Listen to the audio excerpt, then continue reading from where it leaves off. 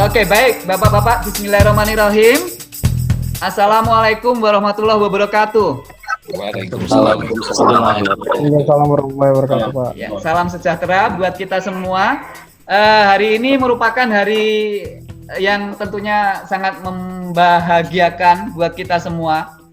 Tadinya kami agak kurang yakin, Bapak-bapak, bahwa dalam 2 hari kita bisa mengundang para peserta sebanyak ini.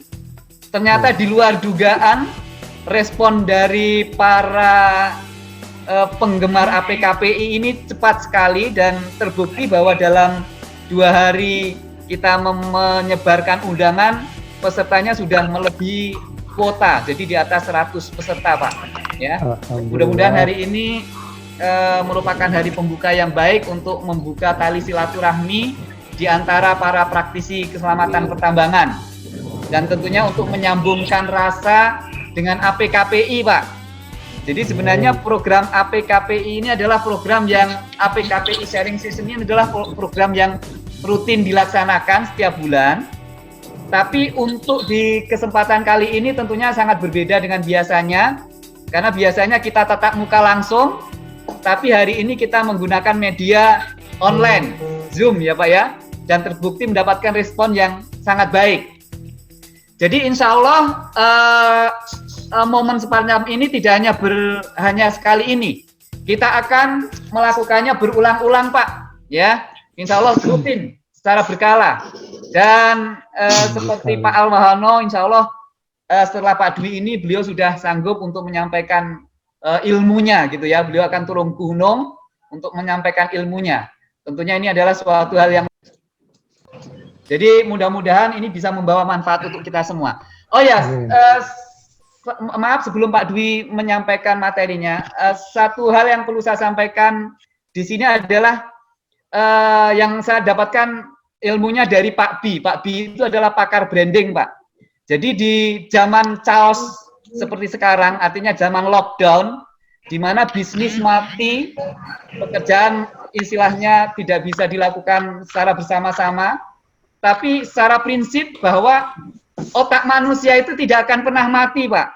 Ya, jadi dalam kondisi apapun otak manusia tetap hidup dan tentunya dengan kondisi otak yang tetap hidup tadi, kita harus dalam kondisi lockdown pun merupakan kesempatan yang sangat bagus buat kita untuk bahkan untuk kita gunakan untuk memperkaya khasanah ilmu kita, ya. Sehingga nanti pada saat kondisi normal kita akan lebih siap lagi menghadapi segala tantangan gitu. Amin.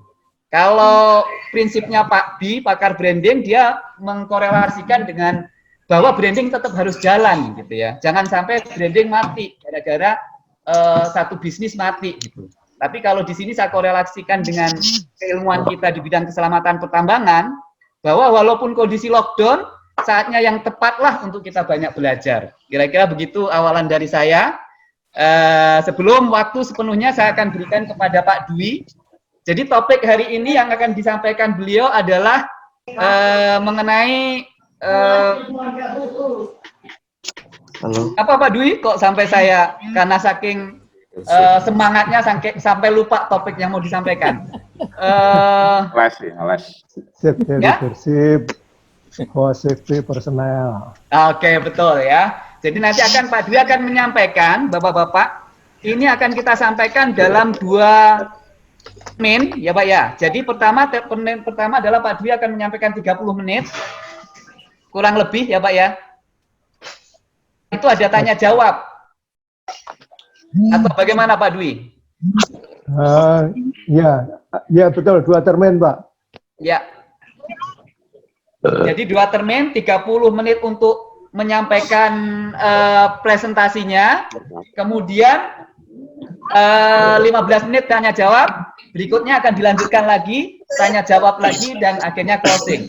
Jadi sebenarnya safety leadership for safety personil ini Pak Dwi menyampaikan dalam sesi 2 hari ya Pak ya. Tapi untuk kali ini hanya disampaikan dalam waktu 2 jam.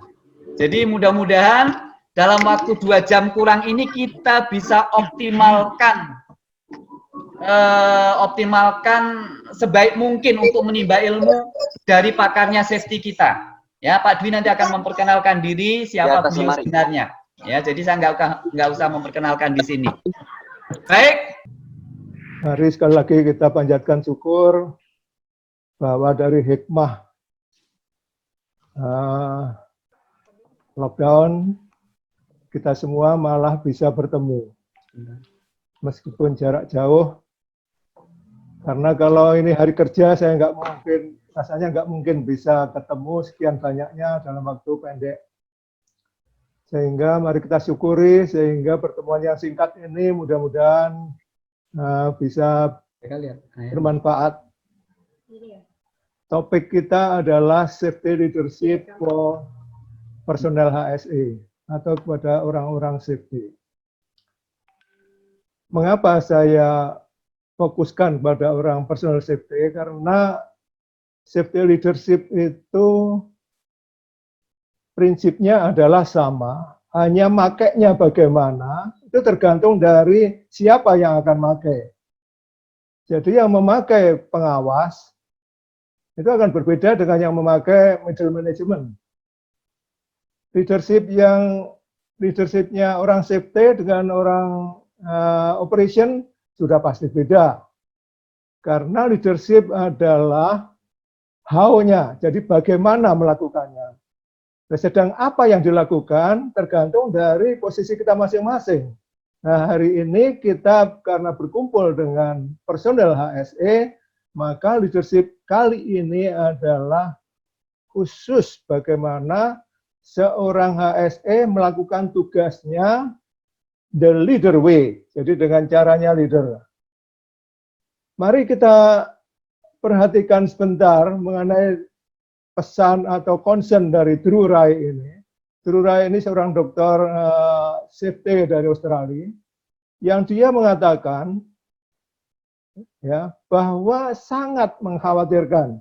Jadi ini bahasa Indonesianya, sangat mengkhawatirkan bahwa masih banyak sekali kecelakaan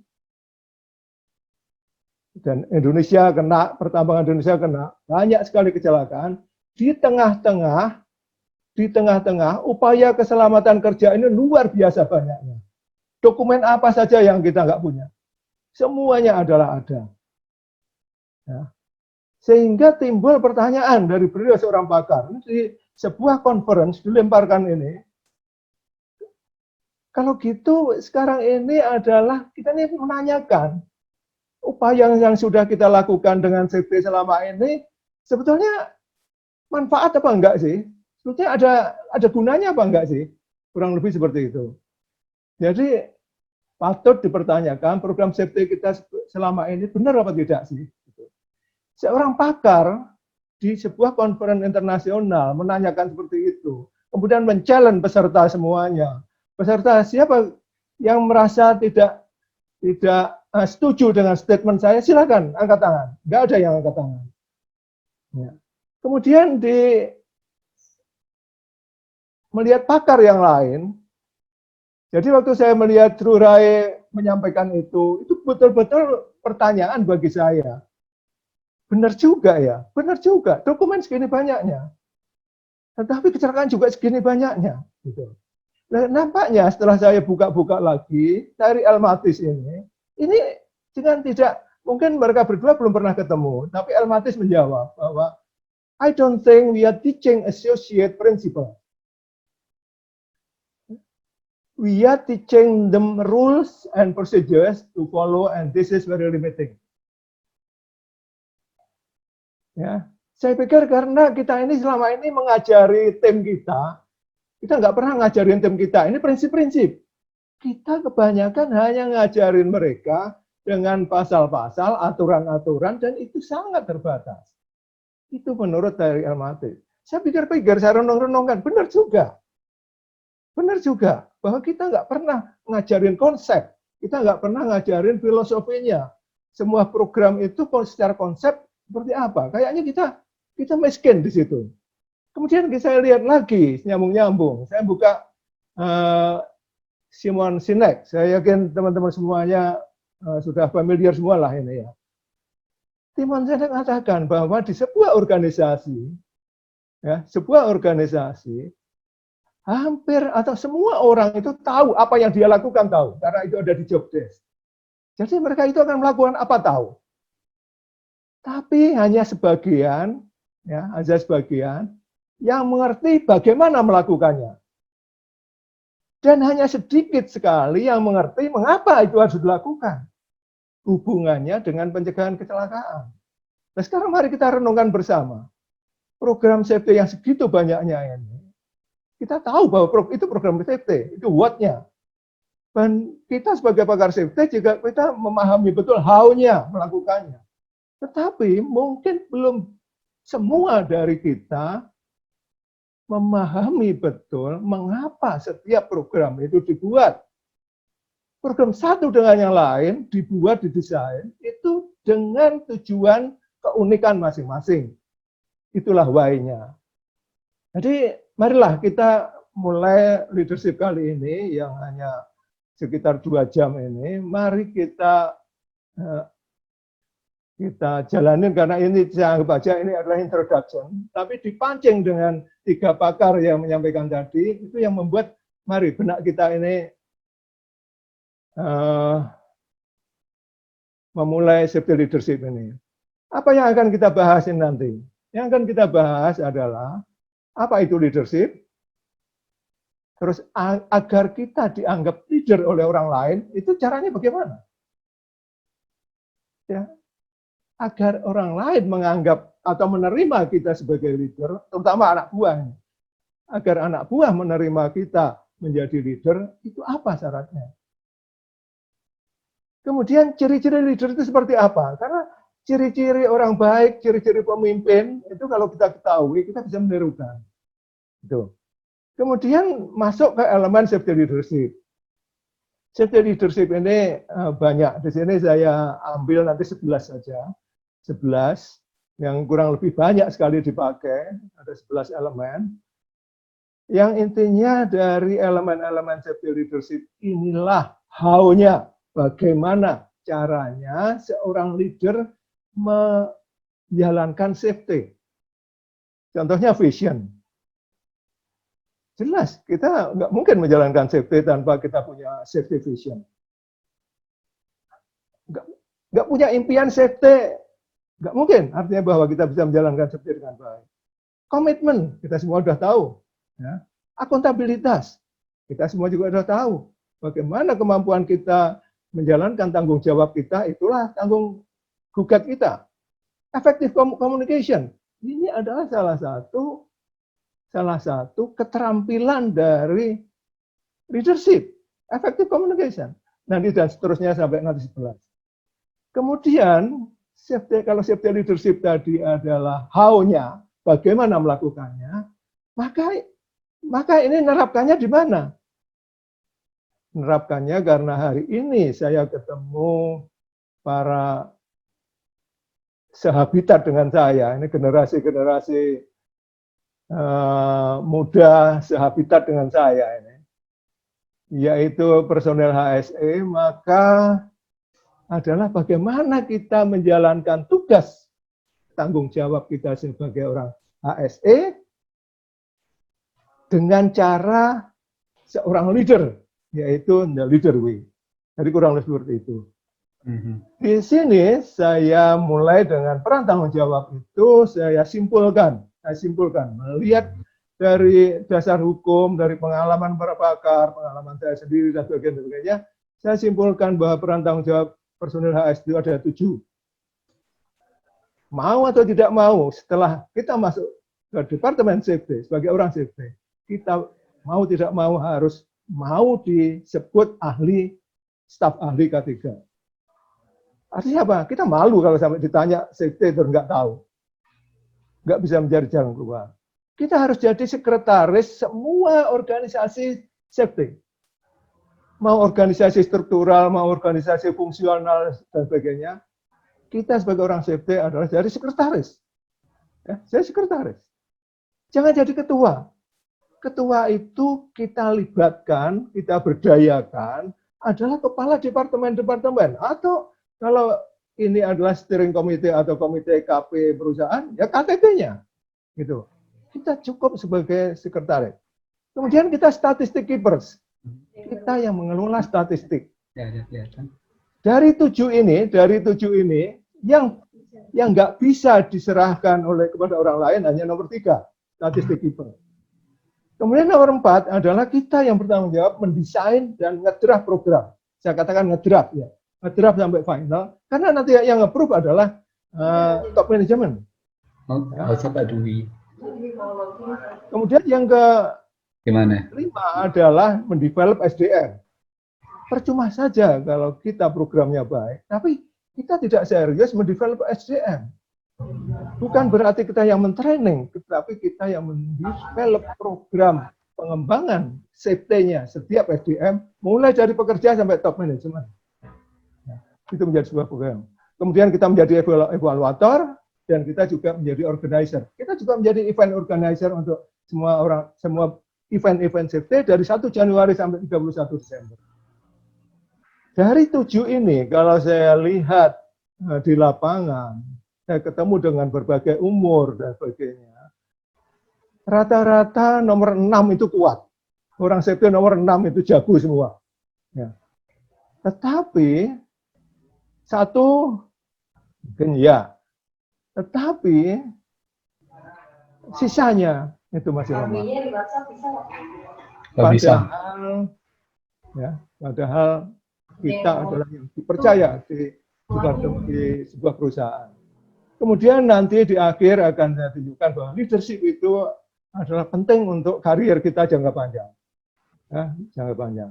Baik, mari kita lihat. Leadership itu adalah kekuatan untuk. Kita dari tadi ngomong leadership. Leadership adalah, ini kalau di tatap muka ini langsung saya lempar. Pak Halim, leadership adalah kekuatan untuk di mute Pak Dwi. Jadi semua peserta di mute. Okay. Jadi mereka menjawab nggak bisa. ini pennya saya kasih siapa ini pennya ini? Oke, mungkin kalau yang ditanya Pak Dwi, mesti cari ya. Nggak usah Pak. Nanti makan waktu. Baik, ya, ada waktu Pak nanti. Baik, nanti yang dapat pen saya terus ini. Leadership adalah kekuatan untuk mempengaruhi. Untuk mempengaruhi orang lain sampai dia terinspirasi. Terinspirasi sampai dia ingin melakukan atas kemauan sendiri dari dalam dirinya sendiri. Jadi kekuatan mempengaruhi sampai orang lain meyakini, jadi belief, muncul belief, kemudian dia punya kesadaran untuk melakukan itu sendiri. Jadi luar biasa leader itu. Jadi kemampuan kekuatan untuk mempengaruhi. Sekarang mari kita lihat ya bagaimana orang-orang yang hasil dipengaruhi yang sebelah kiri dan hasil yang diperintah. Saya yakin semuanya tahu ya bahwa mempengaruhi itu berbeda dengan memerintah, menyuruh, meminta, mengharap, berbeda sama sekali. Ya. Sekarang kalau orang yang melakukan sesuatu dengan diperintah, pekerjaannya selesai 100%, yang dipengaruhi selesai 100%, tetapi yang membedakan adalah ini. Yang membedakan adalah ini. Paling pol diperintah itu akan begini, flat. Jadi dengan diperintah mereka melakukan pekerjaan, setelah selesai standby lagi. Udah ini apalagi. Sedangkan yang karena dipengaruhi tadi, dia adalah melakukan dengan passion dari dalam dirinya sendiri, sampai selesai itu dia puas, dia semangat, bahkan belum disuruh lagi, dia kalau sudah waktunya dia akan melakukan sendiri. Jadi sudah bergerak. Jadi di sini saya sebutkan ringkas saja bahwa leadership adalah sebuah seni pengaruh pribadi kepada sekelompok manusia untuk mencapai tujuan bersama. Tentu di sini tujuan yang baik. Sehingga mengubah belief-nya orang lain, mengubah keyakinan orang lain, sehingga pola pikir dia menjadi setuju dengan apa yang kita sampaikan, kemudian menggerakkan perilakunya dengan sukarela. Jadi ini bedanya, sukarela. Ya. Sekarang karena saya hanya bisa ngomong dengan Pak Rahmat, saya akan lempar ke Pak Rahmat aja. Halo Pak Rahmat. Ya, siap. Pak Rahmat, kira-kira mewakili teman-teman semua. Di lapangan itu kalau karyawan melanggar aturan safety, harusnya memakai APD tapi nggak pakai, harusnya mengikuti speed limit tapi tidak. Rata-rata karena dia tidak mampu, karena tidak tahu, atau karena dia tidak mau. Tidak mau, Pak Dwi. Berapa persen kira-kira yang tidak mau? Ya, sebenarnya dia mampu, tapi dia tidak mau. Ya bisa jadi kalau kita katakan di lapangan ya 80%, Pak Dwi. 80%, berarti sekarang 80% ya. Dan saya yakin bahwa untuk perusahaan-perusahaan yang maju, programnya sudah besar, itu bisa 100%. Nah sekarang kalau dia tidak mampu atau tidak tahu, diapakan? Dibinasakan. Dibimbing Pak Dwi, tentunya masih bisa, masih ada kesempatan untuk Tunggu Rahmat. Mereka yang tidak tahu bahwa harus pakai APD, tidak mampu melakukan prosedur, diapakan? Dibimbing, ya di training, di coaching, di training. Ya itu di training. Yang tidak mampu di training. Tapi yang tidak mau diapakan? Yang tidak mau, ya tentunya dalam hal ini adalah harus dipengaruhi melalui konsep leadership tadi. Disitulah letaknya. Kalau yang tidak mampu atau tidak tahu ini di training, kalau yang tidak mau itu adalah dipengaruhi. Inilah tujuan dari sebuah program leadership. Ya, di situ letaknya. Kalau kita melihat bagaimana semua pelatihan itu adalah ditujukan untuk mencapai kompetensi dan kompetensi isinya adalah KSA. Ya, oke, ini saya tunjukkan nanti 262 dulu, tapi yang bawah ini mampu ini isinya adalah knowledge dan skill kalau di kompetensi KS. Sedangkan mau itu adalah attitude. Attitude. Ya. Maka dengan kemampuan kita leadership, kita ini akan mengisi di bagian attitude-nya ini. Ya, sehingga tadi Pak Rahmat nyebutkan 80, tapi banyak orang yang saya tanya itu hampir semuanya. Karena saya udah ngajarin anak buah saya semua, Pak. Saya nggak ada yang nggak saya ajarkan kepada mereka. Tapi mereka nggak mau gitu. Jadi nggak maunya ini 100%, bisa sampai 100%. Maka kalau selama ini kita nggak punya kemampuan leadership, ya betul saja bahwa mereka hanya punya ilmu dan skill, tapi attitude-nya belum ada. Karena kita belum ngajari mereka. Iya. Nah sekarang kalau kita melihat bagaimana karier jangka panjang, ini yang ke kanan itu adalah position level, makin ke kanan posisi kita makin tinggi. Mulai dari supervisor, supervisor, manajemen, eksekutif. Kemudian yang ke atas ini ada skill level. Yang merah adalah technical skill atau hard skill. Yang hijau adalah soft skill, leadership termasuk soft skill. Seorang supervisor itu technical skill-nya diharapkan tinggi sekali. Soft skill-nya masih rendah. Kalau kita ingin berkarier jangka panjang, soft skill kita yang dipacu agar tinggi. Ya, agar tinggi. Sehingga kalau kita ingin naik posisi, ingin menjadi ke arah manajemen, ke arah eksekutif, mari leadership ini yang kita pakai alat. Ya, kita pakai alat. Karena dengan leadership kita membuat semua orang di lingkungan kita menjadi mau, di bawah pengaruh kita ini menjadi mau, itu tangan kita itu banyak sekali yang bergerak bersamaan. Jadi seperti itu. Sehingga Simon Sinek mengatakan, sebuah organisasi, perusahaan, ya, yang dia sudah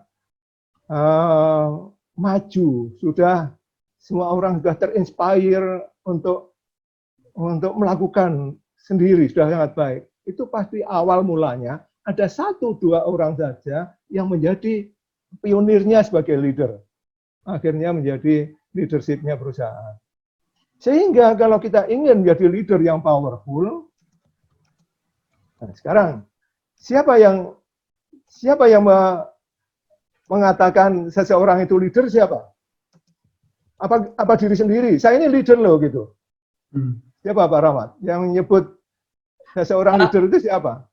Yang biasanya adalah orang lain. Betul, orang lain. Sekarang orang lain untuk menganggap orang lain sebagai leader karena dia apa? Karena merasa dia apa ya? Apa yang disampaikan orang tersebut bisa mempengaruhi dirinya. Oke, sekarang contohnya gini, kita ada pemilihan RT, ketua RT. Kira-kira kita akan milih orang yang paling apa? Paling kita apa? Yang paling punya leadership baik, tinggi. Gimana? Kita kan nggak tahu orang leadership baik itu bagaimana. Kita yang sederhana aja, nggak usah ngomong orang safety, orang ini. Kira-kira kita di kampung, pemilihan RT, kita akan milih ketua RT yang paling kita apain? Kita segani. Ya kesegani, apalagi sebelum kenapa dia kita segani, punya kecerdasan, punya interpersonal skill yang lebih baik dari yang lain. Belum tentu. Adalah kita akan memilih yang paling kita percaya. Oh. Yang paling kita percaya. Ya percaya ilmunya, percaya jujurnya, percaya komitmennya, percaya konsistensinya, totalitasnya, percaya. Maka modal kita dianggap orang sebagai leader oleh orang lain, kita harus membangun kepercayaan. Tidak ada pilihan, harus membangun kepercayaan. Sehingga kalau selama ini kita menginfo safety itu sulit sekali, jangan-jangan bukan materi safety-nya yang salah. Jangan-jangan memang mereka sendiri nggak percaya dengan saya. Mau yang saya omongin dari pagi sampai sore, kalau nggak percaya, ya nggak percaya. Nah sekarang lebih parah lagi, kalau yang nggak percaya itu atasan kita. Ini sama, ya. Ini sama. Proposal diajukan, tapi nggak pernah balik. Bukan proposalnya itu yang jelek, dibaca pun juga belum pernah. Tapi atasan kita yang nggak percaya pada kita. Jadi ini fatal sekali, ya. Ini fatal sekali. Sehingga mari kita lihat sekilas ciri-ciri leader. Leader itu pasti disiplin, bisa dipercaya, transparan, go beyond. Leader itu go beyond. Nggak ada leader itu yang pas-pasan sesuai bandrol. Nggak ada. Leader itu go beyond. Adil, peduli, care. Terus timnya pasti tumbuh, sekitarnya pasti tumbuh. Ya. Kalau ada yang dia merasa kalau anak buahnya itu bintang, kemudian akan menjadi 2 matahari, kemudian disingkirkan, itu pasti bukan leader. Karena kalau dia leader, pasti timnya tumbuh, bahkan sekitarnya juga tumbuh. Itu tanda-tandanya. Kemudian close the loop. Close the loop itu artinya bahwa diserahin tugas apa saja, tuntas. Ya. Kemudian emosinya stabil, jadi tidak sumbu pendek.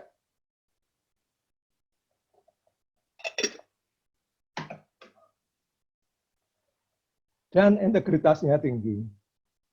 Jadi kurang lebih ciri-cirinya adalah ini. Sekarang kalau kita belajar leadership, jangan melihat orang lain. Belajar leadership, mari kita melihat diri kita sendiri. Ya. 7 menit. Jadi kita potret kita sendiri.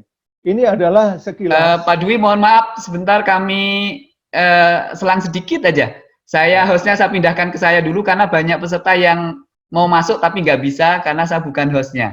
Saya pindahkan sebentar ya Pak ya. Setelah itu kita akan mulai lagi Pak.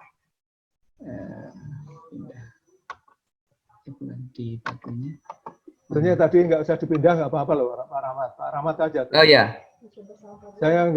Saya kan hanya buka ini sebagai peserta, saya bisa buka. Oh baik, boleh Pak. Pindah ke kami dulu Pak ya. Iya. Ya, dari Pak Dwi pindah ke saya Pak. Saya kan nggak bisa pindah, kan di situ ngaturnya. Oh iya, oke. Oh reclaim. Oke, baik. Ya, oke Pak. Oke, mangga lanjut Pak Dwi. Baik. Ini adalah perbedaan antara manajer dengan leader.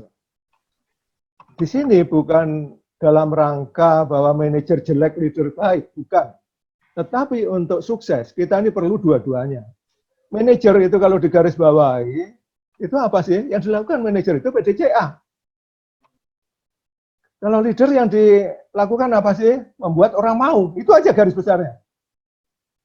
Nah, jadi kalau sudah rapi sekali PDCA-nya, kemudian orang yang dipengaruhi menjadi mau, sukses itu. Ya, sukses. Jadi garis besarnya seperti itu. Nanti ini bisa dibaca sendiri ya. Contohnya adalah satunya managing work, satunya leading people, kemudian satunya kontrol, satunya care. Jadi manajer itu kontrol, tapi kalau leader care. Manajer main, kalau leader hati. Powernya manajer itu adalah authority. Karena saya manajer, saya punya otoritas. Tapi leader passion, care itu kekuatan dia. Passion, care dari hati itu kekuatannya leader. Gitu ya. Kemudian komunikasinya, kalau manajer itu tell, kalau leader ini sell. Jadi seorang leader itu marketing. Seorang marketing. Jadi seorang pemasaran. Jadi, tapi nggak usah saya bahas seluruhnya. Yang ingin saya sampaikan di sini adalah apa?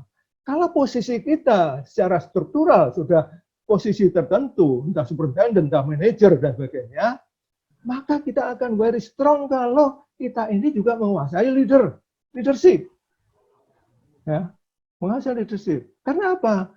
Seorang yang OB saja, office boy, kalau dia punya kepala, punya hati, dan dia tahu itu leadership, dan dia praktekkan, dia itu akan pelan-pelan akan merambat ke atas.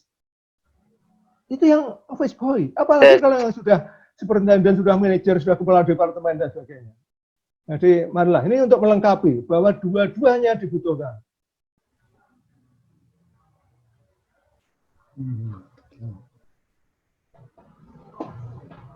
Oke, di sini leadership itu syarat-syaratnya harus trust dulu. Jadi nggak mungkin kita akan dianggap leader oleh orang lain kalau dia tidak percaya pada kita. Dan agar kita trust, cara yang paling mendasar adalah kita harus disiplin. Karena kalau kita tidak disiplin, sulit orang untuk percaya pada kita. Apalagi disiplin bayar utang. Kalau nggak disiplin bayar utang, orang sudah nggak percaya. Sehingga no trust, no leadership. Tidak ada kepercayaan, tidak ada leadership. Oke. Sekarang sekilas mengenai prinsip-prinsip leadership. Kepemimpinan besar mulai dari diri sendiri, bukan posisi. Kalau kita ingin jadi pemimpin besar, suara kita didengar oleh orang lain, tidak usah nunggu kita posisi. Jadi dari kepemimpinan besar itu datang mulainya dari diri sendiri. Diri sendiri buat saya bisa dipercaya oleh orang lain. Makin dipercaya, namanya kredibel. Buat makin kredibel. Itu otomatis leadership kita akan kuat.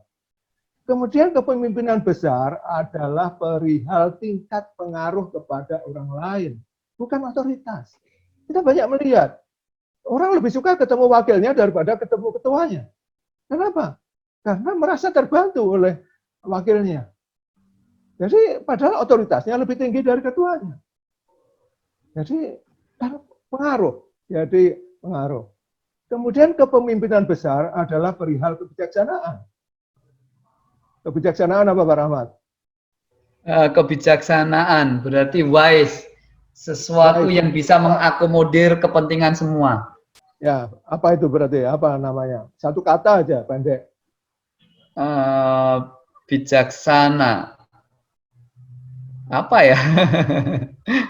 Halo Pak Rahmat. Adil, Pak. Ya. Adil. Apa Pak? Ya betul. Adil, Pak. Adil, betul. Adil.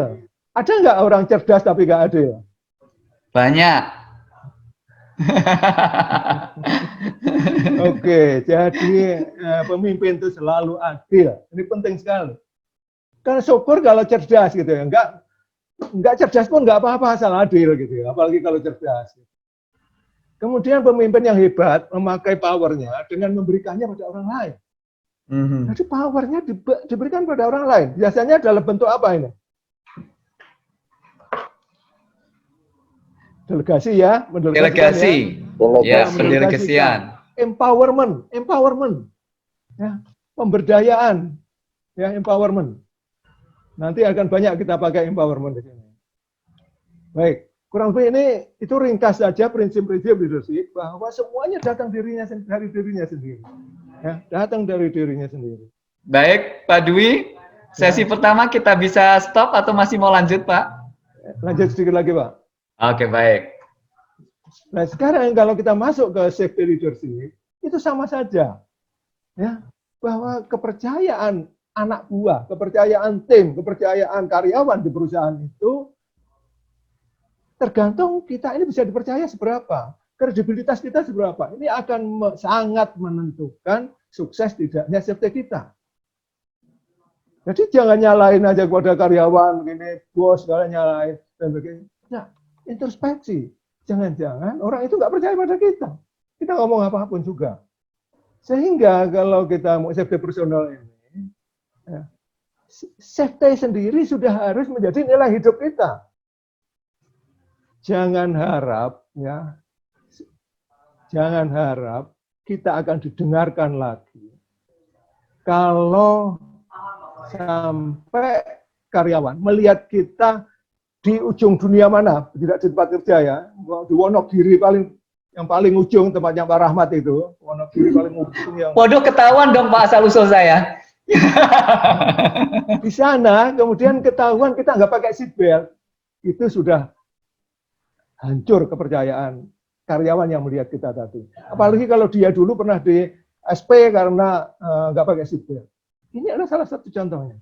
Sehingga safety ini harus sudah menjadi nilai-nilai bagi kita. Nggak ada pilihan.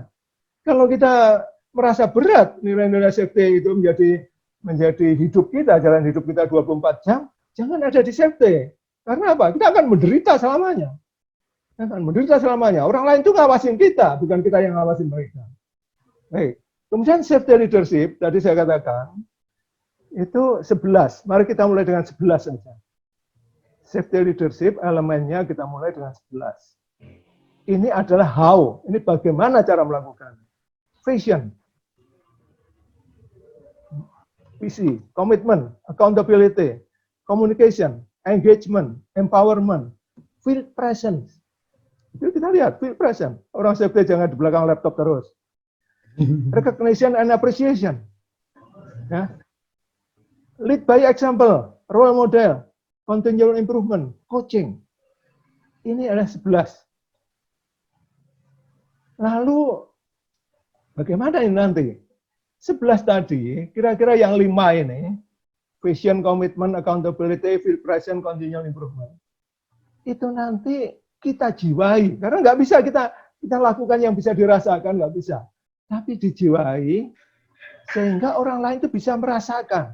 Dari kehadiran kita, dari cara ngomong kita, dari cara bergaul, cara komunikasi kita, mereka tahu bahwa kita punya visi. Mereka merasakan bahwa kita punya komitmen. Mereka semua merasakan bahwa kita ini accountable, ya, accountable. Bahwa kita ini selalu continual improvement. Ini yang 1-5 ini dirasakan oleh orang lain. Sehingga orang lain itu akan jelas. Kalau ngomong, contohnya ngomong mengenai Pak Rahmat gitu, dia jelas. Pak Rahmat itu ekspektasinya apa? Ya. Jadi ini nomor 1-5 nanti keluarnya adalah ekspektasi. Sedangkan saat yang kedua dipakai di lapangan, itu bisa dipraktekkan betulan 1-6 ini. Komunikasi, ini effective communication bisa dipraktekkan. Engagement, pelibatan bisa dipraktekkan. Empowerment praktekkan, ini semuanya bisa dipraktekkan, nanti setelah di belakang. Ya, jadi yang di atas itu bisa dirasakan, kalau yang di bawah ini adalah bisa dipraktekkan sehingga menghasilkan perilaku tertentu. HSE vision, visi HSE, impian jangka panjang. Nah, kalau kita mau mencapai, perusahaan punya visi, tapi safety nggak punya. Terus bagaimana kita caranya mencapai, membantu atau porsi kita dari sisi HSE mencapai visinya perusahaan. Jadi harus kita mendukung pencapaian visi perusahaan dari sisi HSE. Ini kita punya HSE vision. HSE komitmen. Komitmen itu dari top puncak. tapi bukan dominasinya ke puncak. Ini harus turun menjadi komitmennya kepala departemen, turun menjadi komitmennya pengawas, turun menjadi komitmennya pekerja. Bukan isinya kebijakan yang disampaikan kemudian semua tanda tangan. Tapi bagaimana agar komitmen itu turun sampai di bawah? Ya. Kemudian komitmen kebijakan ditindaklanjuti menjadi program. Artinya apa? Semua komitmen yang ada di kebijakan itu dipastikan bahwa itu ditindaklanjuti menjadi program. Karena itu adalah janji dari pimpinan kita. Kemudian HS accountability, tanggung gugat, kita semua sudah tahu, sesuai peran tanggung jawab masing-masing, posisi kita masing-masing. Artinya kita ini tergantung posisi kita apa. Komunikasi. Komunikasi ini orang Indonesia paling lemah komunikasi. Ya, yaitu bagaimana bisa menjadi pendengar yang baik, dan kita mulai memakai effective question. Ini penting sekali. Effective question. Nanti browsing. Effective question itu akan membuat anak buah kita cerdas, karena ikut mikir. Ditanya itu ikut mikir, ikut cari solusi. Dan kalau di rumah dipakai, akan membuat anak kita ini pikirannya jalan. Sehingga saya selalu mengatakan bahwa selama ini, kita ini membangun tim kita ini adalah tim yang tunggu order. Jadi saya sebutkan. Jadi kita ini tim TTO, tim tunggu order aja. Kalau nggak di order, diam aja. Nah, kita rubah menjadi TIM, tim ikut mikir. Tim ikut mikir. Engagement adalah pelibatan. Ini lebih tinggi daripada partisipasi, lebih tinggi daripada kontribusi. Pelibatan, terlibat langsung. Nah, ini dengan effective question tadi, jadi nanti browsing. Jadi betul-betul saya rekomend untuk browsing effective question. Waktu inspeksi, kita nggak ngomong lagi, ini tidak aman, ini harus ini nggak boleh. Kita nggak, sudah jangan, stop telling. We start asking. Ya. Agar apa? Dia tanya, ini kayaknya ada yang nggak aman ini, apa ya? Contohnya, kalau dia jawabnya betul, langsung diapresiasi. Empowerment ini adalah meminta pendapat dan ide-ide. Tadi kalau ini bahaya, ya ini kayaknya bahaya. Supaya ini aman, diapakan ya, gitu. Supaya ini aman diapakan ya. Dia biar memberikan ide, harusnya gini. Kalau masih kurang kita tanya, sampai dia yang menjawab. Jadi dia yang akan memberikan solusi.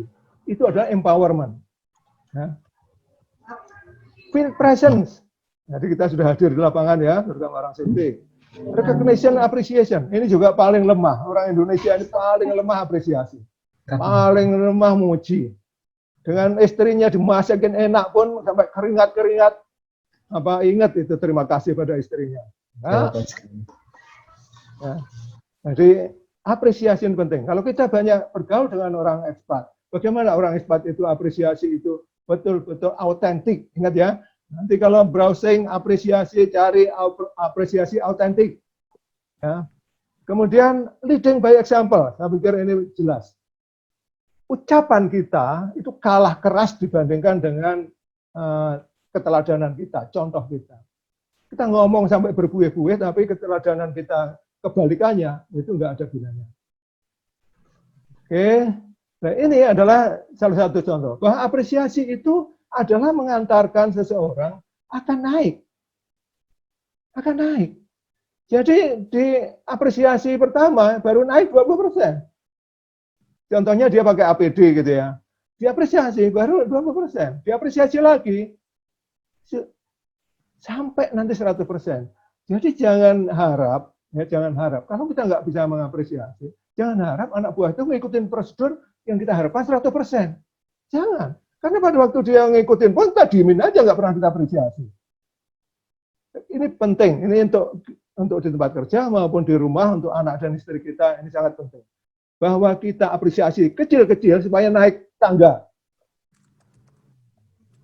Continual improvement. Saya pikir nggak usah saya bahas. Coaching di sini yang ya, ini bisa dipakai. Coaching ini adalah tool yang sangat banyak kita pakai. Kalau dari underperformance mau dinaikkan, namanya counseling. Kalau sudah di atas, performanya sudah fair lah ya, fair, nggak jelek gitu, di coaching supaya lebih baik. Yang sudah baik di coaching namanya dimentori supaya menjadi bintang. Jadi coaching sendiri itu ada 3 macam. Membuat yang underperform di bawah standar mencapai standar, yang fair menjadi bagus, yang bagus menjadi bagus sekali, itu namanya dimentori. Kemudian cara coaching ini berbasis care, peduli. Jadi ingat, berbasis peduli, wajah kita harus kita pasang wajah peduli. Ya, jangan kita mau coaching, mau counseling, wajah kita sudah wajah bunuh, gitu, wajah bunuh. Pak Dwi, mohon maaf Pak Dwi, kita stop dulu Pak Yun, Pak ya. Ini dikit lagi Pak Rahmat. Ini potongnya. Ya. Jadi coaching ini nanti pakai pelibatan. Jadi pakai pelibatan, kita nanti akan banyak pelibatan, ditanya, kemudian dijawab, diapresiasi, tanya lagi, jawab, itu semuanya. Jadi prosesnya itu seperti itu.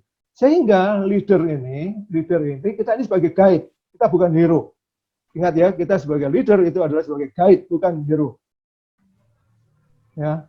Sehingga kita berbicara dengan mereka dengan penuh, dengan caring, dengan concern, dengan peduli, dengan care, gitu ya.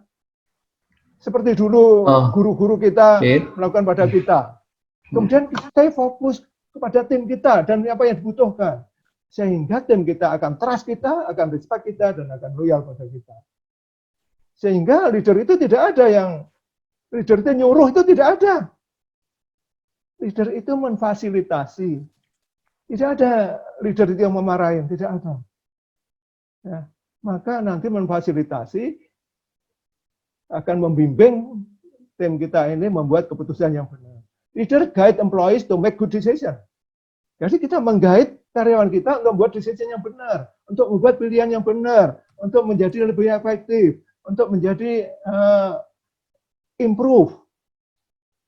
Dan leader adalah yang penting. Leader adalah menunjukkan kelebihan, potensi, talenta yang dimiliki oleh anak buah. Kamu itu punya kemampuan hebat di bagian ini.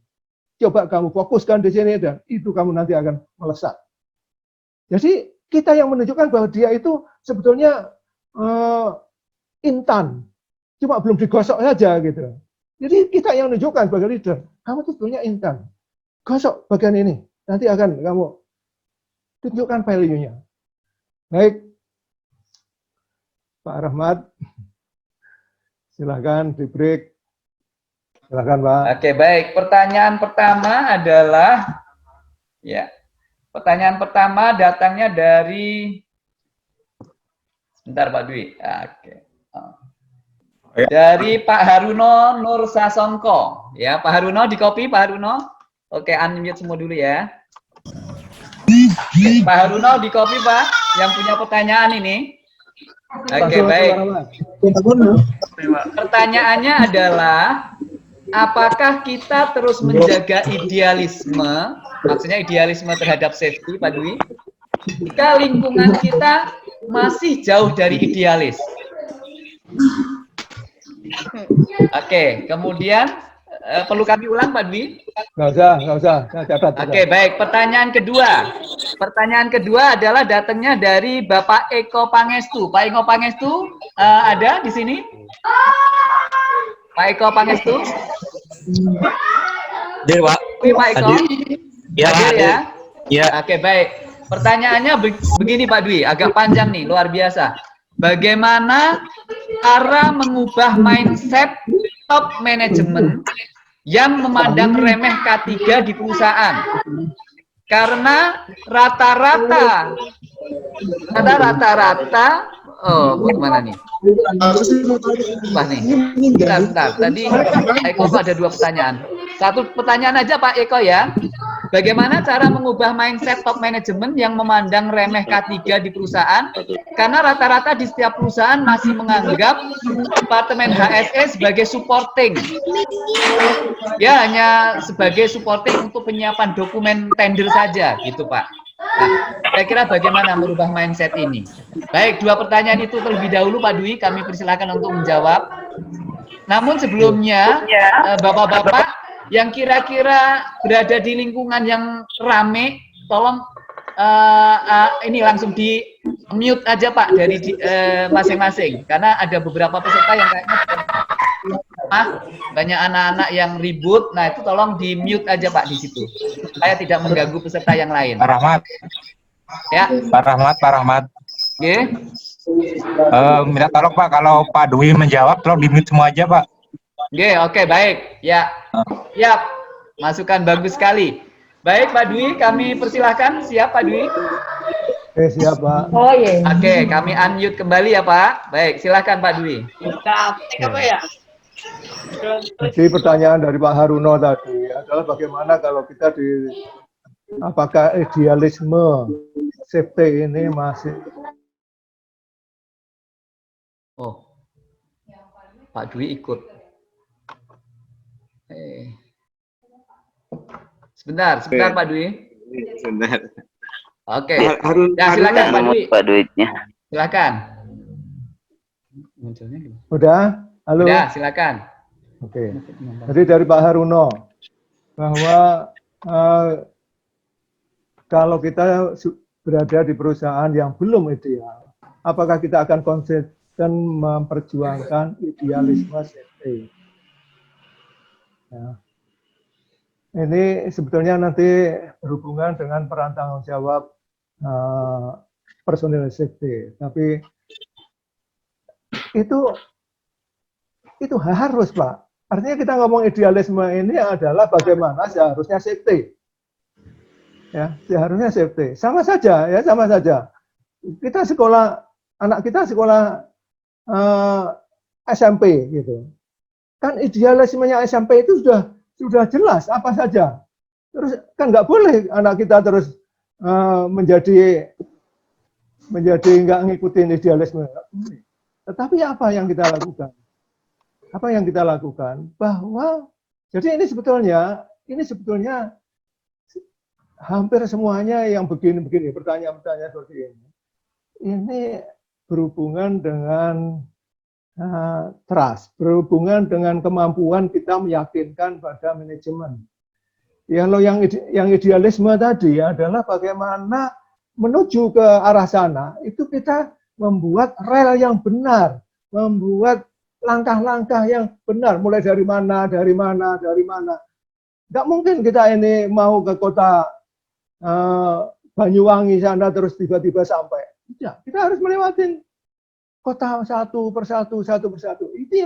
Itu tugasnya orang safety yang menunjukkan jalan itu. Ya. Jadi ini bahkan nggak boleh ditawar. Kalau nanti dibolehin, itu kita lebih berat ngoreksi menjadi boleh. Itu lebih berat lagi. Ya. Jadi tetap Pak Haruno. Jadi jangan pernah menyerah. Hanya kita harus punya resep bagaimana langkah-langkah ini terukur. Jadi bisa terukur. Nah, sekarang pada waktu kita ngajukan langkah-langkah tadi tergantung dari manajemen seberapa trust pada kita. Ini sangat penting, ya, sangat penting. Kita nggak akan bisa. Yang kedua Pak Eko, bagaimana merubah mindset dari top manajemen? Pertama yang paling mudah pakai regulasi. Udah Pak, saya yakin semuanya bilang udah Pak. Kalau Pak Eko kesini mantuk-mantuk gini, kalau Bu KTT atau KAID datang ke sini ya mantuk-mantuk gini. Regulasi. Betul, pertama adalah regulasi. Tapi apa hanya itu saja? Nggak mungkin. Maka untuk merubah mindset ini harus pakai sistem. Dan ini adalah bagian penting ya. Ini bagian penting sekali. Banyak dari kita yang menghadapi masalah-masalah besar seperti ini, itu menghadapi secara pribadi. Rugi kita. Jadi jangan dihadapi secara pribadi. Tadi Pak Haruno melawan sekitarnya yang nggak idealis, itu dihadapi pribadi. Akhirnya sakit hati.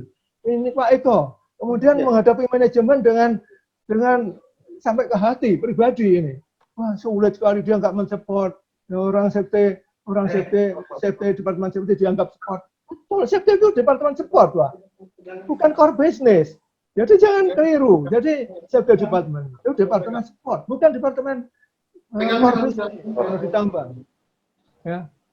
Nah, kalau hanya disuruh membuat dokumen tender aja. Nah, kalau bos kita taunya bahwa punya anak buah bisanya hanya itu, ya kan dikasih pekerjaan itu aja. Jadi kita yang akan menunjukkan luasnya lautan safety itu seberapa, itu kita sebagai orang safety. KTT atau atasan kita, itu belum tentu semuanya itu aware mengenai safety itu apa. Luasnya lautan safety itu seperti apa. Jadi kita yang akan tadi, oke. Jadi ini mungkin sekilas itu dulu karena nanti akan masuk di peran tanggung jawab safety. Oke, baik Pak Dwi. Masih ada pertanyaan lainnya? Mau kita simpan atau ini Pak? Kita lanjutkan. Ada pertanyaan lagi beberapa nih. Mungkin disimpan dulu, bahkan nanti kalau nggak cukup waktunya bisa saya jawab lewat. Oke, baik. WhatsApp. Jadi mohon maaf ya Bapak-Bapak untuk sesi yang pertama untuk tanya jawab. Terpaksa kita tidak lanjutkan lagi, kita simpan pertanyaannya intinya. Karena topik ini masih panjang, Pak Dwi akan menyampaikan untuk yang di sesi kedua. Baik, tadi yang kita bahas dari awal sampai break tadi adalah leadership, adalah mengenai how-nya, bagaimana melakukan. Nah, terus sekarang bagaimana melakukan ini, terus apa yang dilakukan? Itulah peran tanggung jawab kita sebagai seorang HSE. Di sini akan berbeda kalau kita akan ngomong dengan top management. Berbeda kalau kita akan ngomong pengawas. Karena apa? Peran tanggung jawabnya beda-beda. Sehingga kalau saya diminta untuk seminar safety leadership, isinya dicampur, itu bingung saya. Nah, kalau saya buka kewajibannya top management, pengawasnya dengar, pengawasnya ngomong, gitu kan. Baik. Jadi ini adalah what-nya. How-nya tadi sudah kita bahas. Nah, pertama adalah peran tanggung jawab ini kurang lebih garis besarnya kayak begini. Paling bawah pekerja, atasnya frontline supervisor, di atasnya middle management, side top management, kemudian BOD. Kenapa saya bahas ini duluan? Karena ini adalah secara struktural pasti berbeda tanggung jawab. Nah, pasti berbeda tanggung jawab. Saya tanya dulu pada Pak Rahmat ini, karena yang lainnya di mute semua. Pak Rahmat, di perusahaan tambang itu safety tanggung jawabnya siapa? Tanggung jawab setiap orang, Pak. Tanggung jawab setiap orang. Titik apa koma? Safety ya Pak ya. Safety is everyone business kalau di tambang. Tapi kalau dalam hal ini, kalau sesuai dengan jabatan struktural ataupun secara fungsional, KTT, Pak. Oke, coba bayangin. Pak Rahmat aja jawab nggak pasti itu. Ya. Nah, ini saya gurunya Pak Rahmat, saya ini salah. Nah, kalau tadi koma itu betul. Ya, koma. Tergantung belakangnya koma apa. Kalau habis koma diem aja ya salah juga. Oke. Jadi benar, safety adalah tanggung jawab semua orang, tapi sesuai dengan posisi masing-masing. Posisi pekerja, tanggung jawabnya berbeda dengan posisi line supervisor. Berbeda dengan tanggung jawabnya middle management. Jadi ini saya buka di sini, karena masing-masing ini tanggung jawab safety-nya berbeda. Bahkan sama-sama superintendent, satunya superintendent HSE, satunya superintendent operation. Beda tanggung jawab safety-nya. Sama-sama bukan orang safety. Tanggung jawabnya superintendent HSE, HRD dengan superintendent maintenance beda. Nah, sekarang siapa yang akan membedakan ini?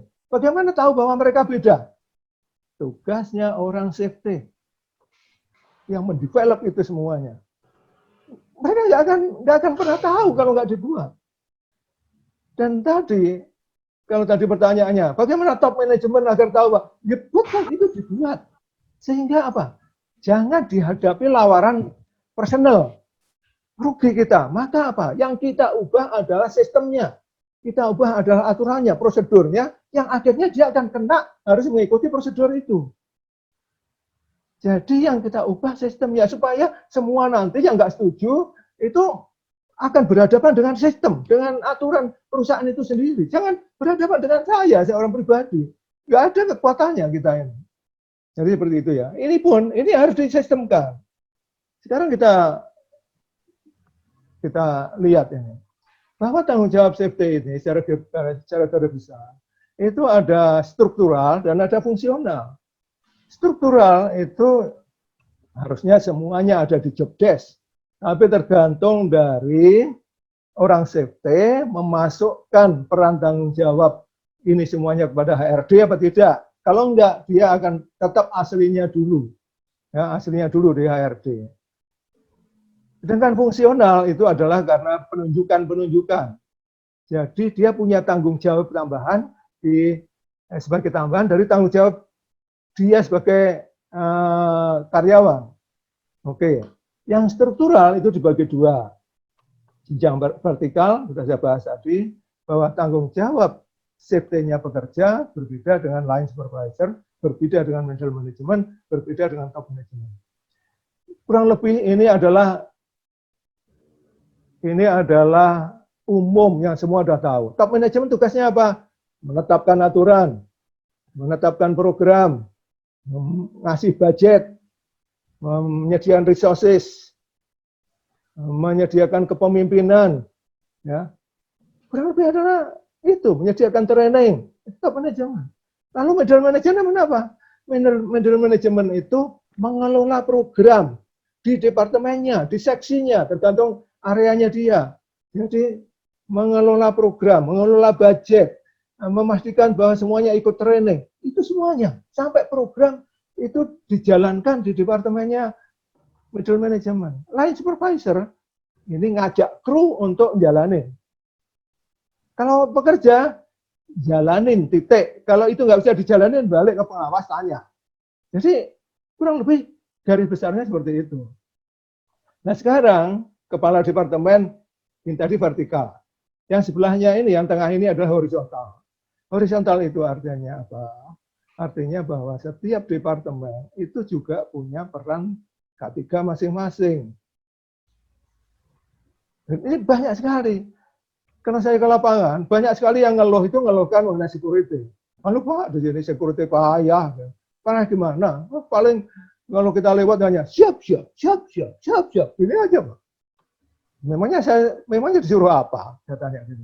Ya yang ngerti apa? Mobil itu ya dicek dulu, ditanya begini, dicek APD-nya, dicek perlengkapannya. Nah itu ditulis apa enggak? Maksudnya Pak, ya ada aturannya apa enggak? Ya harus ngerti sendiri toh Pak. Yang ditulis saja belum tentu diikuti, apalagi yang enggak ditulis.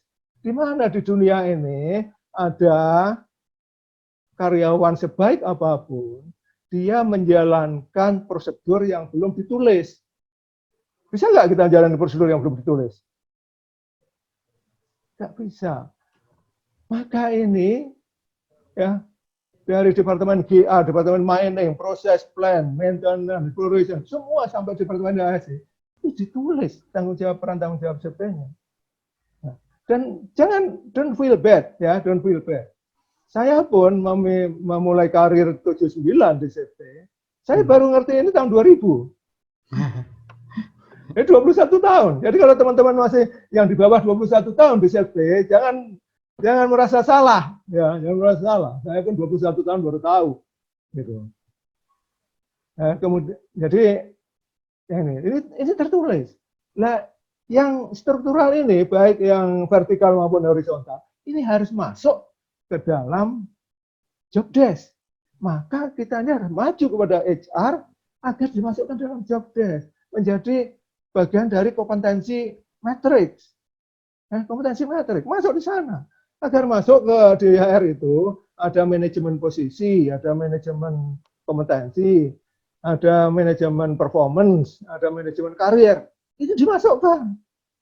Kalau nggak dimasukkan, kita ini membuat sebuah program, tapi nggak ada dampaknya apa-apa secara tersistem di perusahaan. Ini apa? Di HRD nggak tercatat. Jangan-jangan KPI aja nggak dihitung, gitu. Rugi kan?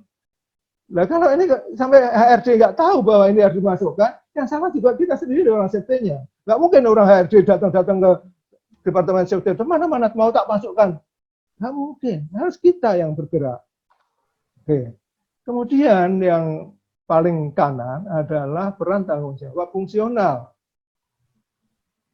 Di SMKP, fungsional ini termasuk banyak, jumlahnya banyak. Dan itu salah satu kekuatan SMKP. Dan dari pengalaman saya, fungsional ini jalan keluar. Jadi posisi fungsional jalan keluar. Ini apa? Fungsional ini adalah, saya contohnya adalah, saya seorang supervisor listrik. Saya juga anggota Fire Rescue. Anggota Fire Rescue itu fungsional.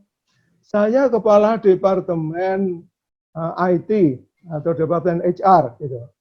Nah, saya juga anggota Komite KP. Komite. Itu adalah fungsional itu. Saya kepala Departemen Operation. Saya juga anggota Crisis Management Team. Itu adalah fungsional. Nah, fungsional ini pakai penunjukan. Peran tanggung jawab, ditambah pelatihan tertentu. Biasanya ada masa berlakunya. 1 tahun, 2 tahun, terserah. Sehingga saya dulu, kalau saya ngajukan, contohnya ya, ngajukan personel permanen, nggak berhasil, maka saya jalan keluarnya, saya buat task force dulu. Tim kerja. Diakalin aja. Kalau sudah mulai kelihatan hasilnya, kelihatan kerjanya gini, sudah mulai kelihatan ini, baru undang bos saya. Bos saya baru saya undang untuk ikut hadir gitu. Ya udah, baru mulai di-approve 1 permanen. Gitu. Jadi pada waktu kita mengajukan SDM nggak disetujui, jangan berhenti. Fungsional ini jalan keluar sementara, menunjukkan bahwa kita ini serius di situ, kita serius. Setelah ada hasilnya sedikit, ya, contohnya ini paling banyak adalah fire brigade atau fire rescue. Itu banyak sekali manajemen itu pasti pertanyaannya sama. Kalau nggak ada emergency, mereka suruh apa, gitu kan? Ya, suruh nganggur. Kalau nggak ada darurat, pasti pertanyaannya itu. Ya. Sehingga apa? Kita bisa melakukan. Siapa yang punya passion fire, siapa yang pernah training fire, yuk kita kumpul-kumpul, yuk ya, sebulan sekali kumpul 2 jam latihan, nanti 3 jam. Setelah mulai jalan, kelihatan hasilnya. Kita mulai demo. Bulan ketiga kita demo. Terus mulai ngundang atasan kita. Lama-lama atasan, oh iya, perlu ya itu ya. Ya udah, kamu rekrut 1 lah di situ, ya di situ. Jadi leader itu begitu. Oke, sekarang perilaku safe. Perilaku safe. Kita ini ngomong mengenai tanggung jawab. Jadi mengenai Pak Dwi, waktunya kurang 15 menit ya Pak. Ya Pak. Oke. Mari kita lihat sekilas ini. Jadi kalau kita ingin mencapai budaya K3, yang pertama kita lakukan sebagai orang safety adalah bagi tugas tanggung jawab, peran tanggung jawab pada semua karyawan level vertikal maupun horizontal, struktural maupun fungsional itu dibagi habis. Supaya semuanya sudah menerima tanggung jawabnya dan semua bergerak. Tidak orang safety saja, tidak manajemen saja. Kemudian standar safe itu apa? Contohnya ini, ya. Standar safe kalau bisa diperluas, bukan hanya aman dari bahaya, tapi juga patuh pada aturan. Itu safe. Karena belum tentu ngikutin aturan safe atau bahwa ngikutin aturan atau safe itu pasti ada aturannya, belum tentu. Kemudian yang terakhir adalah peduli keselamatan orang lain. Jadi kalau bisa kriteria definisi safe ini aman dari bahaya, patuh aturan. Kalau aman dari bahaya, tujuannya memang agar nggak celaka. Kalau berbahaya itu membuat celaka. Kalau patuh pada aturan itu latihan disiplin. Nggak bisa kita safety berhasil tanpa latihan disiplin. Yang ketiga adalah peduli supaya tidak cuek. Ya, tidak lewat saja kalau itu bukan areanya. Ini sebenarnya ada cerita bagus, tapi sehingga nanti terbangun safety culture. Jadi mari, kemudian peran tanggung jawab HSE itu ada 7, yang kalau diringkas, saya ringkas menjadi BINWAS. Jadi pembinaan dan pengawasan. Itu ringkasannya. Tapi saya buat menjadi 7. Ini dulu saya buat jadi 3, 5, kemudian sampai 7. 7 ini sudah, mungkin sudah ada 7 tahun ini, kelihatannya nggak berubah. Nggak berubah. Pertama adalah staf ahli HSE.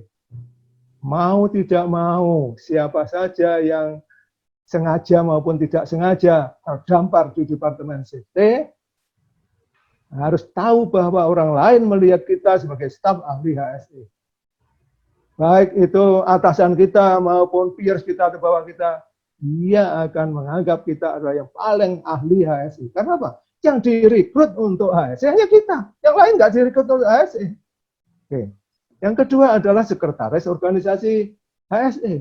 Jadi mau organisasi komite, mau komite manajemen, komite departemen, mau krisis manajemen team, mau task force, mau investigation team, ya, mau tim kerja sementara, panitia, semua yang organisasi HSE, safety usahakan jadi sekretaris.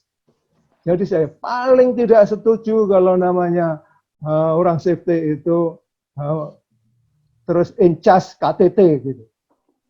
Saya punya sertifikat KTT, tapi saya tidak mengencourage KTT saya ke arah situ. Karena apa? Di leadership tadi ada pelibatan, ada empowerment. Maka saya lebih baik ketuanya organisasi-organisasi safety ini adalah orang-orang safety. Contohnya, siapa yang powernya paling tinggi? Kalau di Freeport sana, operation dulu ada Grasper. Grasper department head itu, wow, itu yang punya duit itu powernya paling tinggi. Jadi dia suruh jadi ketua. Saya jadi sekretaris saja. Kenapa?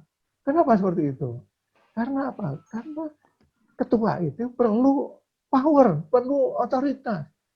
Mengenai cara kerjanya task force atau organisasi ini jalan, kita yang mengawal sebagai sekretaris. Kita yang mengawal. Nah, kalau kita menawarkan diri atau kita jadi in charge KTT, terus siapa yang jadi sekretaris? Ingat ya, kita melibatkan kepala departemen-departemen untuk di organisasi safety. Itu adalah pelibatan. Membuat dia menjadi ikut memiliki.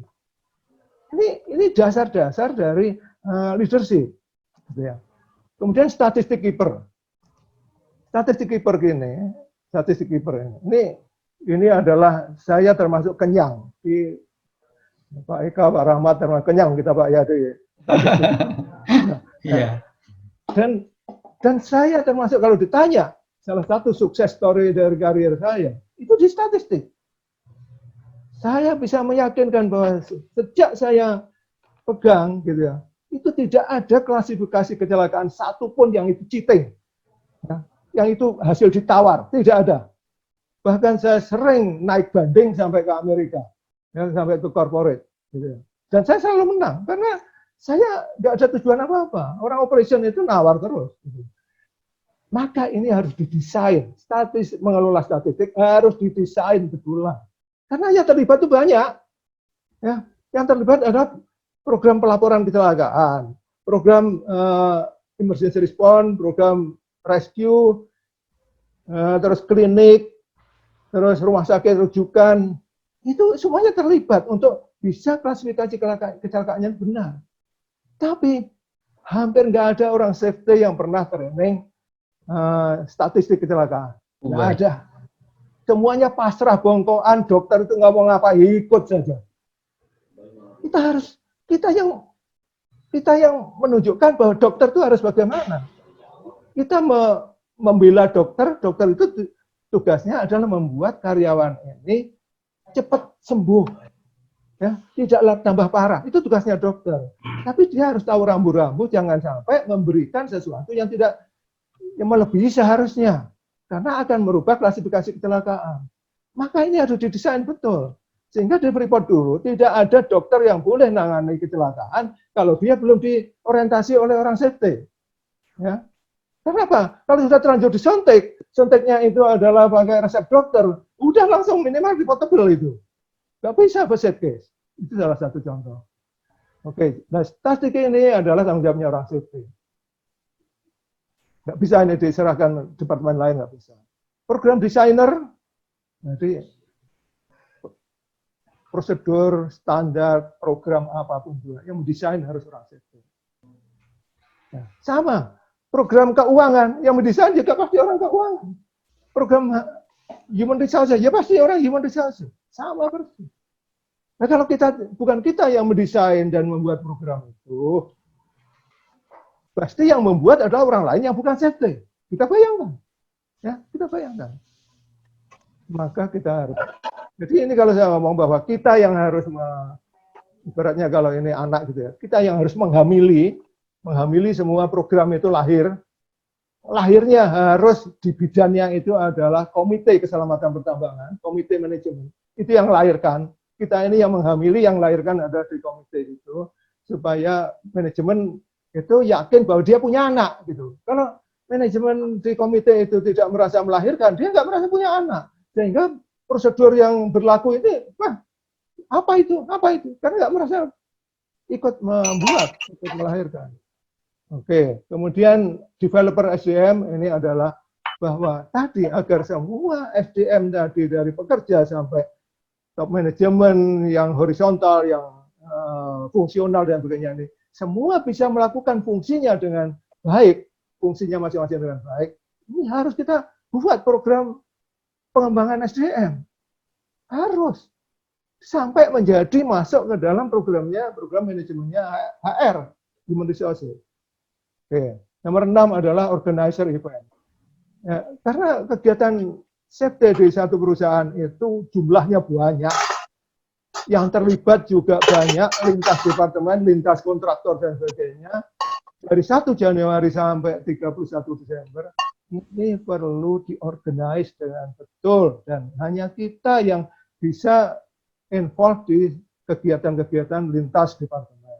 Yang 7 evaluator, ini sudah jelas banyak dari kita yang sudah jago itu evaluator. Tapi rata-rata fungsi-fungsi yang lain kita ini masih lemah. Oke, staf ahli, saya pikir saya nggak akan nanti dibaca sendiri aja. Tapi kadang-kadang Pak Dwi, mohon maaf diselang, orang safety itu bersembunyi bahwa sebagai fasilitator, safety itu sebagai fasilitator. Tapi tadi kita nggak melihat Pak Dwi, di situ fungsi orang safety sebagai fasilitator. Sekretaris itu kan fasilitator, Pak Rahmat. Ya. Sekretaris itu fasilitator. Sekretaris itu mengawal, bukan hanya memfasilitasi, sampai mengawal. Sampai mengawal. Ya. Fasilitator kalau hanya fasilitator saja itu rendah sekali. Kita harusnya malu dan marah, bahkan marah kalau orang safety hanya disebut fasilitator saja.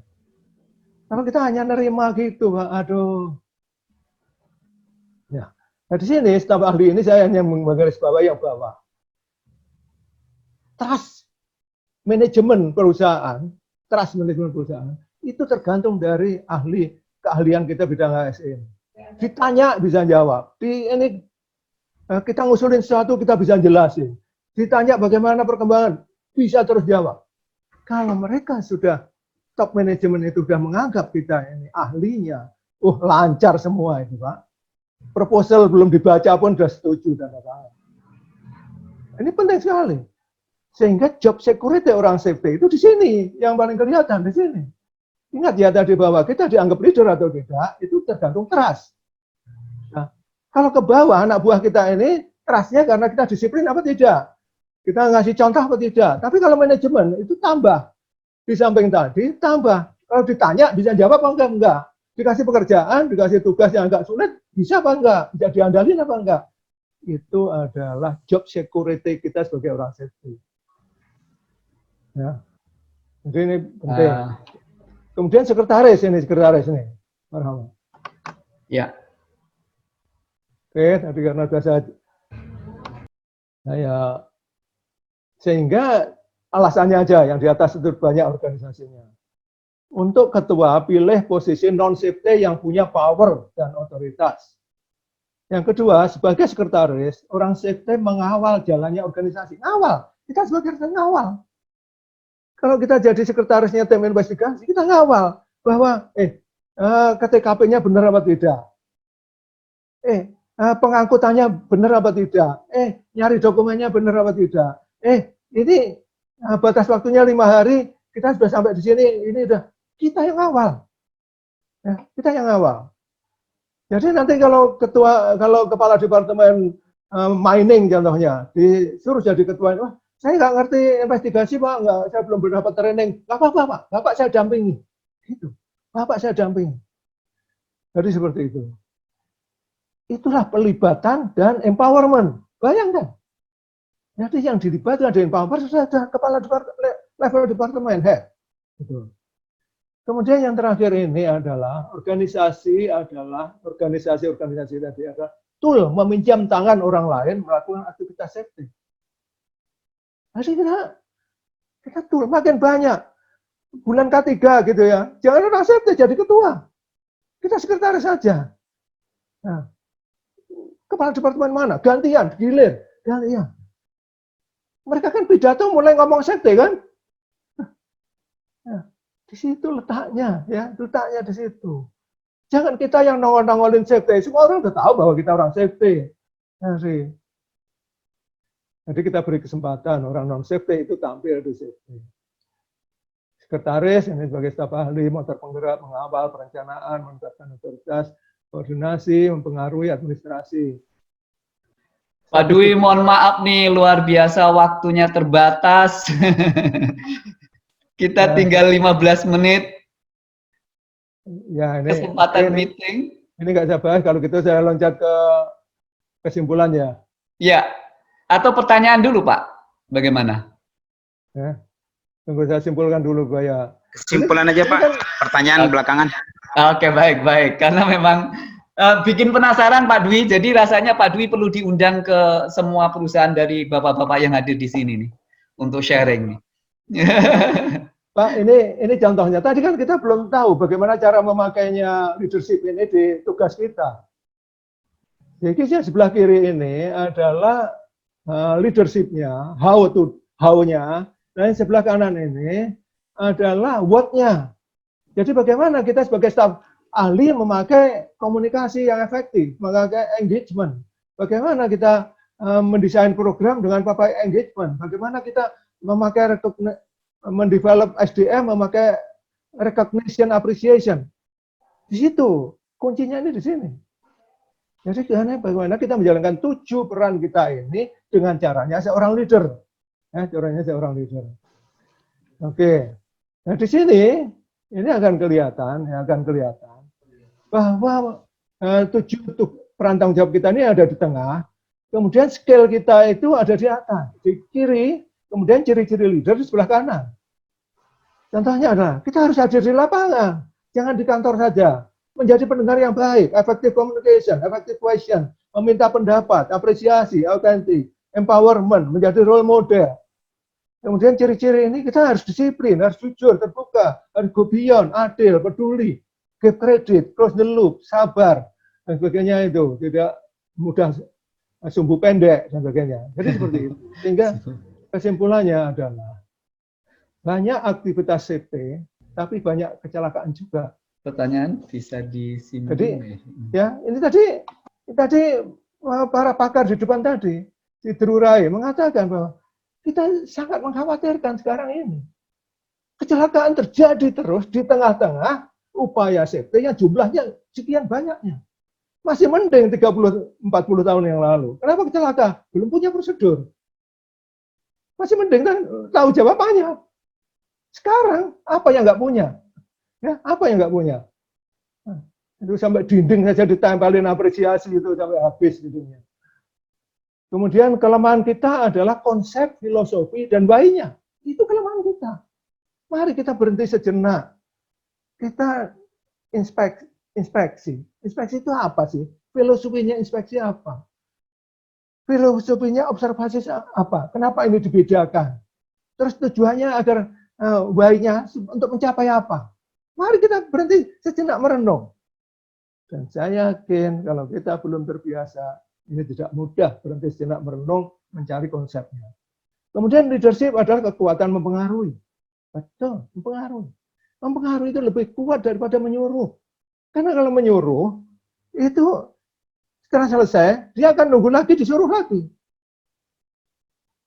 Tapi kalau dipengaruhi, itu kita mempengaruhi itu sudah untuk seumur hidup. Kita tinggal memaintain saja. Kalau dia melakukan, diapresiasi, itu akan jalan terus. Itu akan seumur hidup. Kemudian dengan dipengaruhi, akan bergerak dari dalam dirinya sendiri. Waktu diapresiasi, dia langsung. Luar biasa. Ingat ya, apresiasi saya tadi adalah naik tangga tadi. Jadi semua kita apresiasi agar naik tangga. Pelanggaran safety kebanyakan karena tidak mau, bukan tidak tahu. Nah kita, ini yang belum saya buka tadi. Saya masuk Freeport tahun 79 dengan posisi junior clerk di tambang bawah tanah, underground.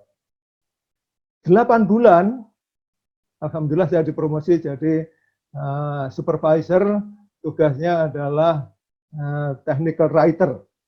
Saya technical writer itu pekerjaan apa saya juga nggak ngerti waktu itu. Ya, nggak ngerti, tapi untung ada bule yang kerjakan di situ, saya diajarin, saya ngikutin dia. Gitu.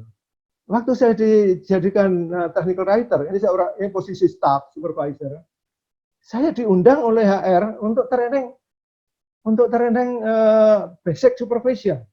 Berarti ada planning, ada organizing, ada controlling, ada problem solving, dan ada leadership di situ. Saya lupa, itu 5 hari, leadershipnya mungkin hanya sekitar 2 jam. Tapi itu sudah membuka wawasan saya. Bahwa leadership itu adalah supervisor itu getting things done through other people. Ingat ya, getting things done through other people. Menyelesaikan pekerjaan lewat orang lain. Nah, lewat orang lain ini kita perlu punya soft skill. Perlu punya keterampilan interpersonal skill. Agar orang tumbuh dan menjadi mau tadi. Nah, setelah itu, nggak ada lagi training basic supervision. Saya ngomong kepada manajemen HRD di Freeport, kenapa dulu ada pelatihan basic supervision, sekarang nggak ada. Nah, Pak, kita sulit Pak mengajukan proposalnya gitu. Kenapa sulit? Karena nggak ada required by law. Ya udah kalau gitu yang required dari law adalah safety. Maka saya masukkan di program basic safety accountability program. Jadi basic supervisi kita masukkan di SAP, safety accountability program. Nah sekarang saya bayangkan kalau semua disuruh jadi pengawas tapi tidak dibekali leadership, ini sama saja kita suruh trial and error semuanya. Korban semuanya, ya trial and error. Sehingga kita harapkan bahwa leadership ini kalau bisa itu menjadi orang sadar bahwa butuh itu. Karena untuk karier itu butuh. Leadership akan membuat orang mau. Trust. Ini adalah syarat karyawan menerima kita sebagai leader. Trust. Jadi sekali lagi, kalau proposal kita nggak pernah ditanggapi oleh atasan kita, harus introspeksi. Jangan-jangan itu bukan masalah kualitas proposal. Jangan-jangan ini masalah trust. Ya, betul ini. Membangun trust adalah dengan disiplin, jadi role model, care, trust. Kalau kepada anak buah itu diberi kesempatan, didengarkan, itu mereka akan trust pada kita. Safety leadership juga bersyaratkan trust. Dari 11 elemen tadi perlu digali di setiap perusahaan. Jadi 11 tadi itu di perusahaannya masing-masing. Coba mulai mendata. Yang disenengin oleh manajemen saya apa saja. Top manajemen saya kalau ngomong safety yang disenengin apa saja. Leadership-nya apa saja. Mungkin belum tertuang ke dalam tertulis, tapi sehari-harinya mungkin sudah kelihatan. Nah itu digali, oh yang engagement sudah ada loh berbentuk ini, oh yang komunikasi ada loh berbentuk ini. Mulai dicatat, di inventory di perusahaannya masing-masing. Kemudian karena apa? Nantinya akan kita formalkan.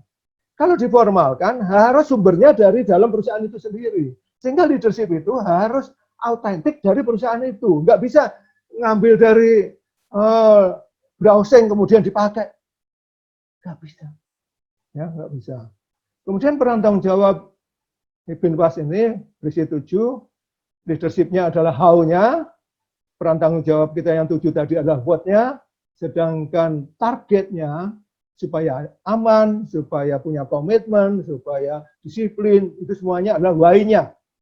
Ya, kita tahu how-nya, tahu what-nya, sekarang tahu why-nya. Kemudian leader adalah guide. Ingat ya, kita sebagai leader adalah guide. Dan tim kita adalah hero-nya. Ya, tim kita adalah hero-nya. Kemudian kita menjalankan 7 peran tanggung jawab kita dengan cara 11 leader way. Marilah kita menjadi personal safety sejati. Karena saya ini melihat banyak sekali orang safety. Kalau saya di kelas, saya tanya, siapa yang masuk safety? Kemudian kelasnya kelas safety semua. Saya tanya, siapa dari teman-teman yang masuk safety ini karena memang sengaja cita-citanya masuk safety? Itu hampir nggak ada. Ya, hampir nggak ada. Pak Rahmat pun juga terdampar itu meskipun jurusannya safety. Termasuk saya gitu ya, termasuk saya. Kemudian saya tanya, siapa yang kira-kira masuk karena nggak ada pekerjaan lain? Itu hampir semua angkat tangan. Ya, hampir semuanya angkat tangan.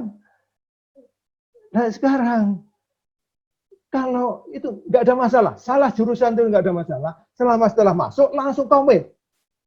Nah ini sayangnya tidak. Nggak diterima di pekerjaan lain, masih di situ, ngeluh, nguap aja. Tapi nggak keluar gitu, nggak keluar. Maka mari kita buat safety menjadi jalan hidup. Kalau sudah masuk di safety menjadi passion kita, ya, jangan ragu-ragu lagi. Ragu-ragu itu nggak ada yang menguntungkan. Perusahaan juga rugi, kita juga rugi. Jadi mari safety menjadi nilai hidup kita. Jadi kalau kita dimanapun juga sampai on the job kita nilai safety ini masuk. Tidak ikut-ikutan menawar klasifikasi kecelakaan. Saya sedih sekali kalau melihat orang safety ikut menawar kecelakaan. Orang safety itu yang menjelaskan, ini kejadiannya begini, aturannya begini, sehingga ini gitu. Bukan ikut-ikut menawar. Terus kalau sampai orang safety-nya ikut nawar kecelakaan, supaya klasifikasinya lebih rendah, nggak jadi LTI dan sebagainya gitu. Terus siapa yang akan mengawal agar klasifikasi kecelakaannya benar? Sesibuk apapun, jam berapapun, insiden diinvestigasi tanpa tunda. Investigasi itu adalah pekerjaan yang tidak boleh tunda sedikit pun. Ya. Sampai tuntas. Saya ketemu orang safety di lapangan, saya tanya, itu hari Selasa, nanti hari Kamis kita bisa meeting Pak. Aduh maaf Pak, ya hari Kamis ada jadwal investigasi. Loh, mau ada kecelakaan? Saya bilang. Mau ada kecelakaan Pak hari Kamis mau investigasi? Enggak Pak, kecelakaan minggu lalu baru mau kita investigasi sekarang. Astagfirullahaladzim. Jadi kayak begini ini adalah ya, berani go beyond. Mari kita ini berani go beyond. Go beyond regulasi. Go beyond teori. Go beyond norma. Go beyond sistem. Contohnya, ada yang ngomong begini. Kenapa ini IBPR tidak memasukkan assessment terhadap equipment, terhadap aset? Pak, di 45.001 itu hanya untuk manusia. Tapi kalau kita masukkan aset kan boleh.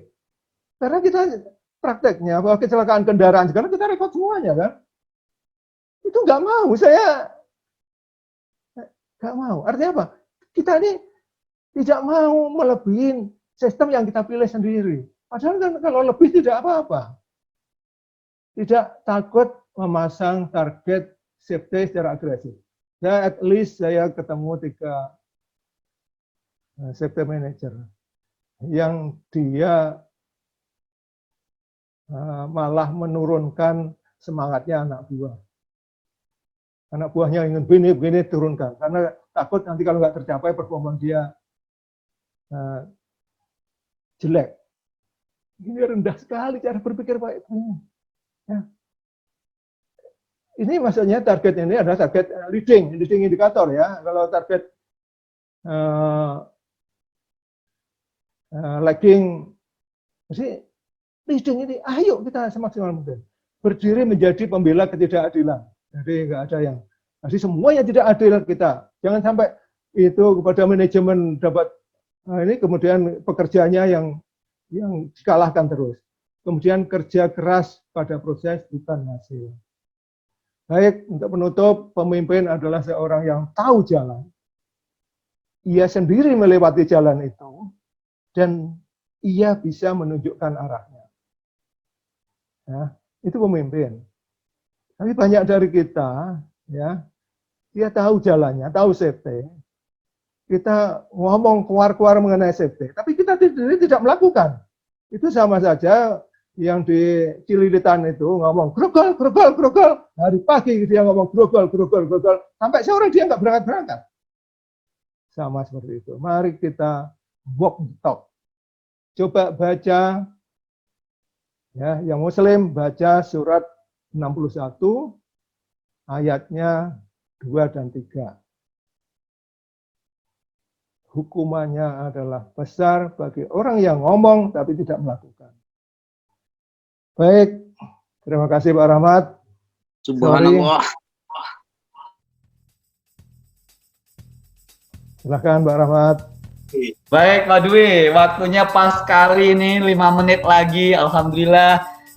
Tentunya luar biasa ya Bapak-Bapak, materi yang disampaikan Pak Dwi ini bikin penasaran kita semua untuk lebih tahu lebih dalam lagi. Ya, 2 jam rasanya tidak cukup untuk bisa untuk bisa terpuaskan oleh apa yang disampaikan oleh beliau. Oke, sekarang kita buka, semuanya sudah open, nggak lagi mute ya Pak ya. Tapi dengan sangat menyesal, kami tidak bisa memberikan waktu untuk tanya jawab Pak. Waktunya sudah habis. Jadi bagi nanti pertanyaannya yang sudah tertulis, kami akan coba flashback. Beberapa sudah kami screenshot.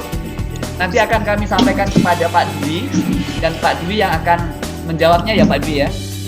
Ya mungkin materinya di-share dulu kepada semua Pak Rahmat, kemudian baca-baca dulu. Dan kalau baca-baca masih nggak ngerti, baru WhatsApp kapan saja. Ya, di materinya akan kita share.